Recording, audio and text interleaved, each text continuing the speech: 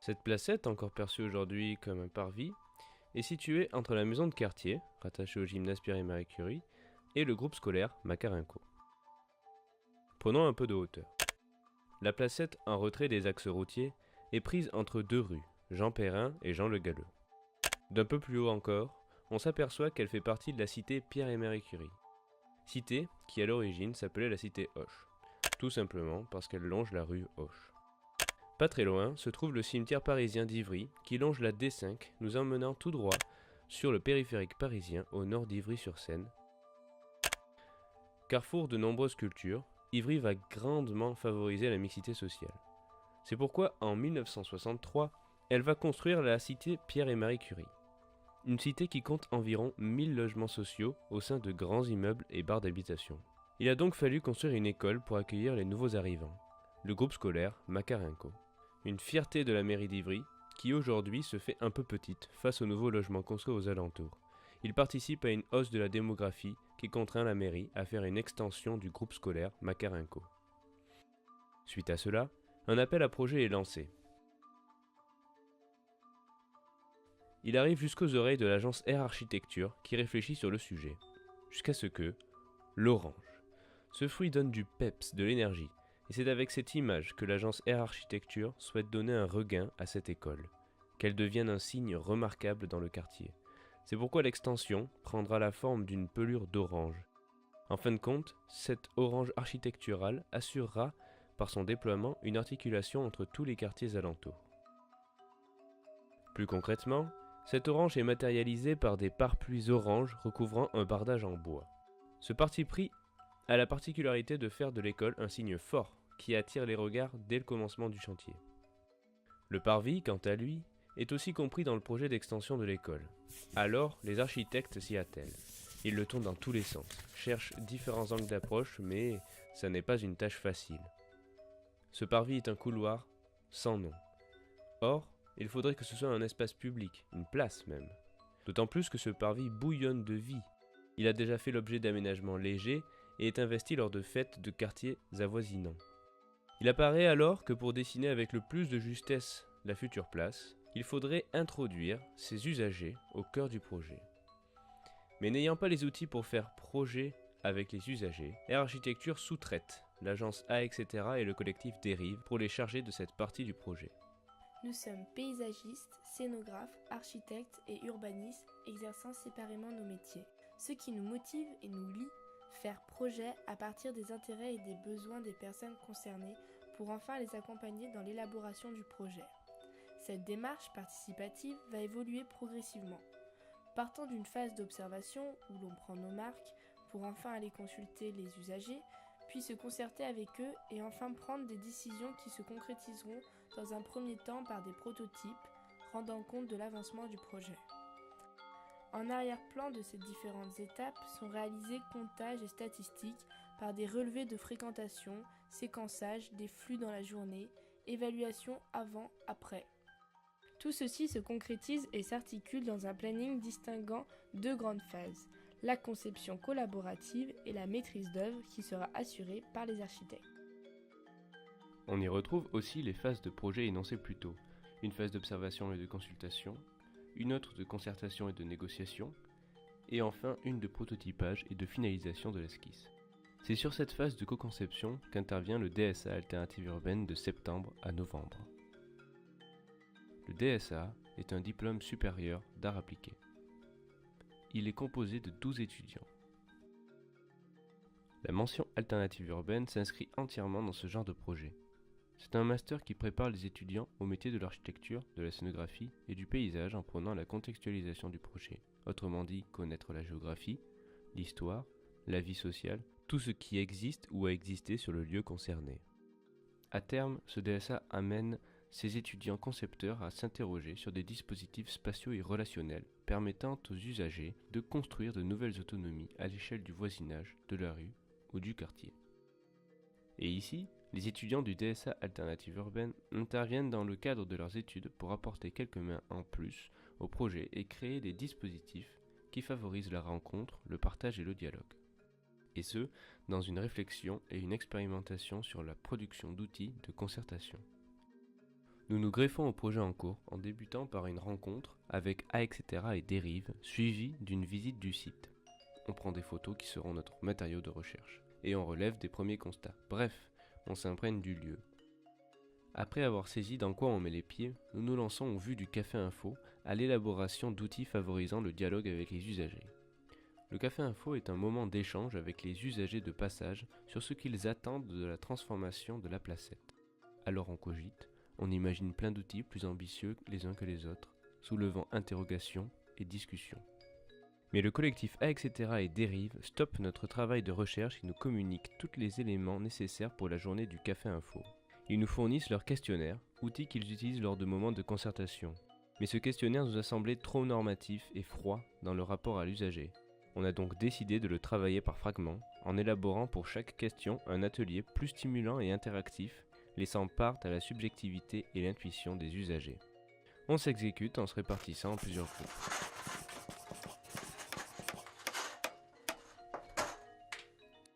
La signalétique avait 3 objectifs. Tout d'abord, interpeller et informer les passants. On a donc opté pour des couleurs fortes, le orange et le rouge, en écho avec l'identité graphique de Makarenko. Nous avons aussi apporté un caractère festif à cet événement par la signalétique. On a donc créé des fanions à partir de packs de bière rouge. Et enfin, la signalétique permettait par son identité d'homogénéiser et de rendre lisibles les éléments de l'événement, notamment nous, qui portions chacun un trait orange fluo afin d'être identifiables. La monnaie utopique. Des boissons et des collations étaient à disposition pour passer du bon temps. Et si l'usager le souhaitait, il pouvait échanger une collation contre une monnaie utopique. Libre à lui d'écrire un besoin, une anecdote, une histoire, une idée, un rêve ou encore un reproche à propos de la placette. Allant de pair avec le questionnaire, cette monnaie laissait aussi part à l'expression spontanée des usagers pour enfin se retrouver stockés avec le questionnaire dans une boîte. La grille qualité de l'espace public de Gale présente une série de critères sur lesquels l'usager peut exprimer un avis par l'évaluation de chaque critère, les notant de 1 à 3. La monnaie utopique a été mise en place pour briser cette grille efficace mais normative. Mais il faut savoir que la standardisation de cette grille, qui allait de pair avec le questionnaire, permettait par la suite de réaliser des statistiques tangibles. Le dessin mural offrait l'occasion aux usagers, en particulier les enfants, de dessiner la place de leur rêve. Il suffisait de dessiner sur une photo de la placette grand format. Si peu de sens concret est véhiculé, cela a permis aux enfants d'appréhender la place par le dessin et d'y mettre du leur. La vocation de cet atelier était plus sociale et didactique que prospective. L'atelier Trace ta route se présente sous la forme de 2 rouleaux qui permettent de faire défiler un calque sur un fond de plan. Chacun dessine sa traversée habituelle de la place, puis on roule le calque pour avoir un fond vierge. Parfois, et l'intérêt de cet atelier prend son sens dans ces moments, on trouvera des parcours étonnants, et même ambitieux de la part de certains enfants. Plus qu'une vision objective, c'est l'expression d'une volonté. Ils envahissent l'espace ou bien veulent l'envahir. Pour l'atelier stop, il suffisait d'écrire où l'on s'arrête et pourquoi. Il fallait prendre une étiquette vierge, écrire la raison de notre arrêt et la fixer sur le plan au niveau de l'arrêt en question. Ça nous a permis d'élaborer une carte des zones d'usage de la placette qui nous révèle les zones de jeu ou encore les zones d'attente. L'atelier carte mémoire, il consiste à redessiner de mémoire la vue en plan de la placette. Donc ça nous permet de récolter des visions subjectives de la placette et qui, elles, nous permettent de saisir plus justement le fond de la pensée collective vis-à-vis de la placette. On pourrait parler d'inconscient collectif. Donc ça a fait une récolte en apparence hétéroclite qui démontre néanmoins des éléments récurrents qu'on a essayé de mettre en évidence dans un tableau. Par exemple, les éléments les plus fréquents qui sont présents sur les dessins sont l'école et le gymnase Pierre et Marie Curie. Par contre, la barre d'immeuble est moins représentée. Donc on peut émettre l'hypothèse de ce constat qu'on peut facilement faire abstraction de cette barre quand on parle de la placette.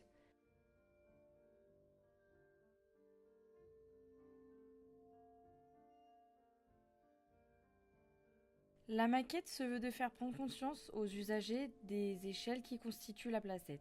Par exemple, se rendre compte de la monumentalité de la barre d'immeuble. Au-delà de ça, la maquette est un support de discussion pouvant être manipulé afin de donner forme à des pensées et des idées. Mais non aboutie pour le Café Info, elle remplira son rôle plus tard lors des ateliers maquettes. En fin de compte, ça fait une bonne quantité d'ateliers. Si leur vocation était à l'origine celle de récolter des informations, ils ont finalement plus assuré un rôle social. Ils ont véhiculé une joyeuse énergie qui a amorcé des rencontres. Ceci dit, certains d'entre nous allaient quand même directement à la rencontre des usagers pour engager une discussion. Cette méthode reste la plus efficace. Il est temps, suite à cette journée, de passer à une phase plus concrète. La négociation avec les usagers des possibles aménagements de la placette en prenant en compte les attentes et besoins récoltés durant le Café Info. C'est à ce moment, le 4 octobre, qu'intervient l'atelier maquette à la maison de quartier. Tout le monde ne participe pas à cet atelier, cela rendrait la discussion beaucoup plus longue et plus compliquée. Il se constitue alors 2 groupes volontaires, appelés groupes ressources, représentant le reste des usagers. Ces porte-paroles traiteront des enjeux, des propositions et des décisions à prendre sur l'aménagement de la placette, avec comme support de discussion et de réflexion la maquette manipulable. Le fil conducteur de l'atelier sera donné par 4 thèmes de discussion et de réflexion. Se déplacer, s'arrêter, décorer et animer.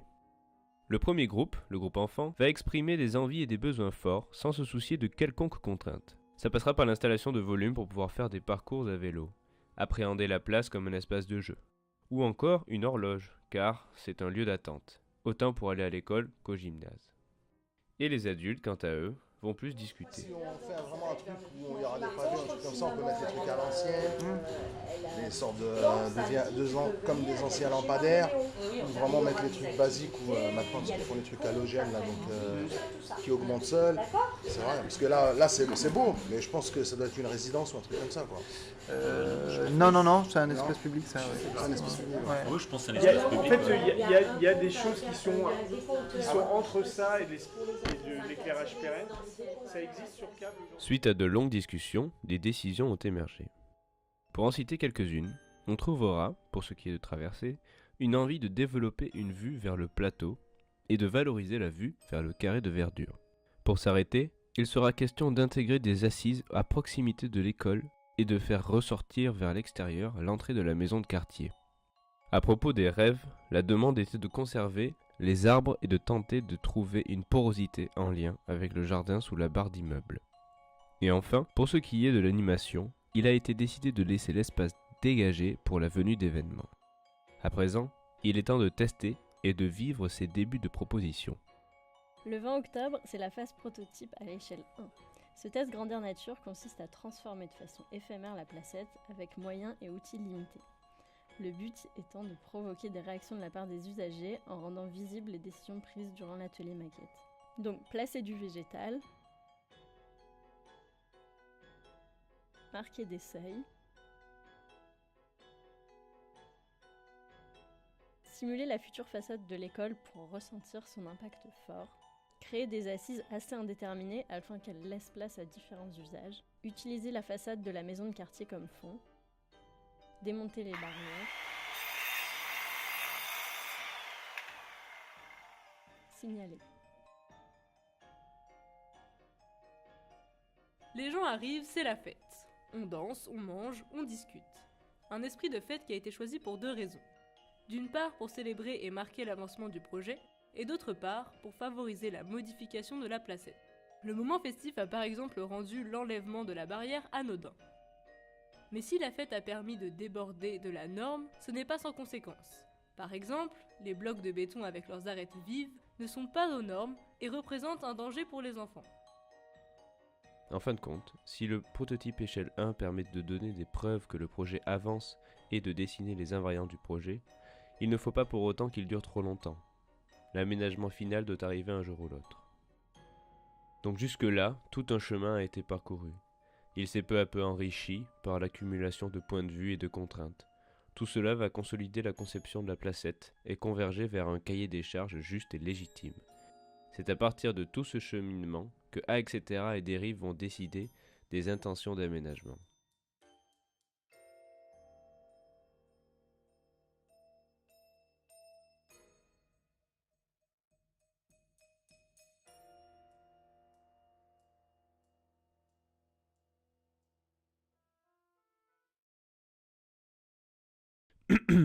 La voix off aimerait quand même pour une fois donner son point de vue. La conception participative est certes la méthode de travail la plus efficace pour dessiner un projet juste et légitime par rapport à un contexte donné. En revanche, dans ce projet de la placette Makarenko, on peut noter 2 écueils. Le premier se porte sur le rôle et la place du designer au sein du projet. Et le deuxième s'avère être un retour critique sur la méthode de conception participative de dérives et etc., qui n'a laissé qu'une faible place à l'expérimentation et à la recherche impulsée par les étudiants. Pour le premier écueil, on pourrait dire que, dans ce cas de figure, le designer joue le rôle d'un acteur qui associe et synthétise les besoins, les idées et les attentes des personnes concernées. Mais dans la pratique, comment procède-t-il ? N'est-il pas un voleur de rêves durant les phases de concertation ? Auquel cas, la concertation s'apparenterait à une co-conception assistée et dirigée par les designers. Elle semblerait prétendre faire un projet avec et par les personnes concernées, or, elle le fait plutôt grâce à elles. La réalisation finale serait donc le fruit de compromis et d'intérêts communs, et de fait, cette réalisation semblerait juste. Mais cela ne garantit pas que la réalisation sera par la suite requestionnée et transformée par ses usagers. Or, la co-conception devrait tendre à la réappropriation et à la prise de responsabilité commune des usagers de l'espace en question. Mais force est de constater que si les usagers n'ont pas pu être plus impliqués dans le projet, cela est dû par un manque de budget et un manque de temps. Mais ceci étant dit, on pourra noter que le rapport qu'entretenaient les designers avec les usagers semblait volontairement flou ou bien ponctué de silence. Cette attitude se révélait lors de demandes de la part des usagers qui pouvaient parfois être irréalisables ou trop marginales. Dans ce cas, faut-il être sincère et répondre oui ou non et pourquoi ? Est-ce que par facilité, le designer peut se permettre de ne pas tout dire à l'usager ? Et enfin, ne serait-il pas préférable d'essayer de rendre l'usager acteur par une série de questions auxquelles il tentera de répondre par lui-même ? Ce constat nous fait basculer sur le deuxième écueil qui a freiné l'expérimentation de dispositifs créés au vu de rendre l'usager plus acteur et le designer plus accompagnateur. La venue de 12 étudiants s'avérait être une occasion de re-questionner et de préciser cette méthode de conception participative. Or, la quantité d'ateliers et de dispositifs réalisés n'ont finalement qu'apporté une grande énergie au projet et favorisé la fédération des usagers dans la bonne humeur. Mais cette énergie déployée ne portera pas vraiment ses fruits.